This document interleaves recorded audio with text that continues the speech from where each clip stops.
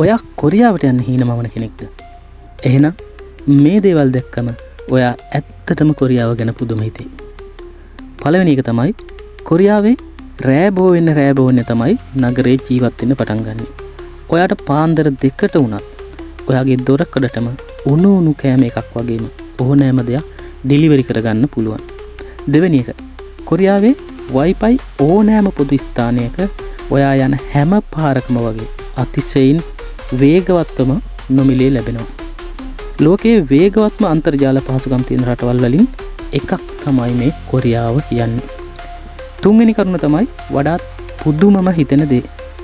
කොරියාවේ දරුවෙකු ඉපදුනාම ඒ දරුවාට වයස අවුරුද්දක් කියලා තමයි සලකන්නේ. ඒ කියන්නේ ඉපදෙනකොට මේ දරුවා අවුරුද්දක් පිරුණු කෙනෙක් ලෙස තමයි සලකන්නේ. මේ තුනෙන් ඔයා වැඩිපුරම පුදුම වුණේ මොකටද?